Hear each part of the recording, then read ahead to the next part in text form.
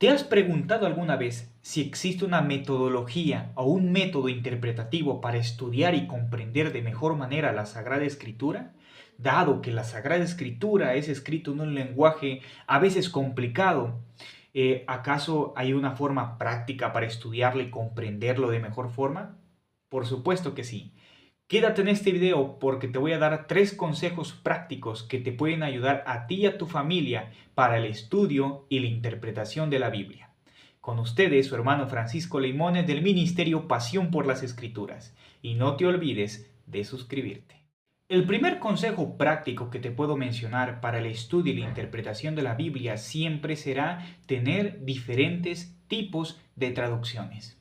Las diferentes traducciones que tenemos en la actualidad nos puede servir mucho, es decir, demasiado al momento de estudiar la Biblia. La Biblia fue escrita en un lenguaje antiguo, griego, hebreo y partes en arameo del Antiguo Testamento, especialmente el libro de Daniel.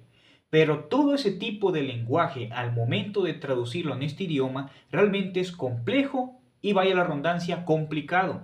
Entonces, para el lector contemporáneo se le hace un poco difícil al momento de leer la traducción que estemos acostumbrados, vaya la redundancia, a leer.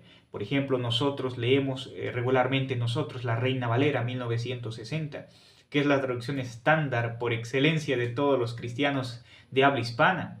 Pero gracias a Dios también tenemos otras traducciones fieles a la Sagrada Escritura que traducen el texto bíblico en un lenguaje más comprensible, en un lenguaje que la sociedad contemporánea pueda captar la idea rápido, si lo podemos llamar de esa forma, o como decimos de manera coloquial, que pueda hacer chispa a su cabeza al momento de leer el texto bíblico. Entonces, tener diferentes traducciones para poder comparar el verso es muy importante. De hecho, ya tengo un video recomendando cuál es la mejor traducción bíblica y lo voy a dejar aquí en la descripción para que vayan a verlo. Ahora sí, vamos con el siguiente. El consejo número 2, que es básico pero muy práctico, es lo que es la ley del contexto.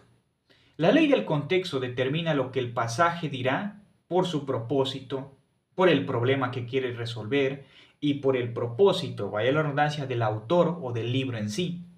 Recordemos que el contexto es importante al momento que leemos la Sagrada Escritura.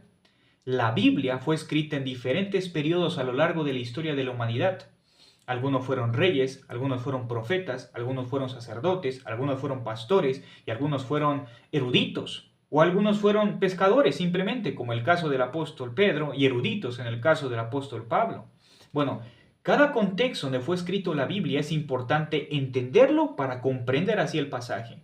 Cuando leamos un pasaje de la Biblia, tenemos que distinguirlo entre 3 cosas importantes, lo que es el género narrativo histórico, el género de poesía o literatura sapiencial, poético, de canciones, como el caso de los Salmos, Proverbios y Eclesiastés, el caso de las profecías, como es el libro de los profetas, y la narrativa histórica.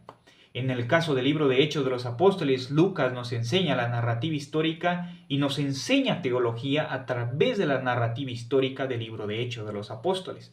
Pero ese es otro tema.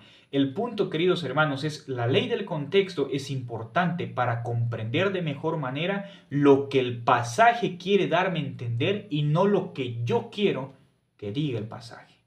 Por último, pero no menos importante, y esa es la cosa más complicada que a veces nos olvidamos, ser hombres de oración. Creo que la oración es parte fundamental en la vida del cristiano, parte fundamental al momento que nos acercamos a la bendita palabra inspirada por Dios. Sé que la verdad orar cuesta muchas veces. Nuestros deseos pecaminosos salen a flote y muchas ocasiones no que no tengamos el tiempo, corrijo, sino que a veces no nos damos el tiempo para orar y de esa manera tener comunión con Dios. Yo creo que leer la Biblia con la oración es un ingrediente muy poderoso, si lo puedo llamar de esa forma. Pedimos a Dios dirección al momento de leer la Escritura, al momento de interpretarla, y pedimos que su Espíritu Santo nos suministre la iluminación del texto bíblico y de esa forma comprender más y de mejor manera la palabra de Dios. Por lo tanto, espero en Dios a seguir adelante en este ministerio Pasión por las Escrituras y que estos videos les beneficie de manera grande en su vida. Y por favor, no olvides de suscribirte. Que Dios te bendiga.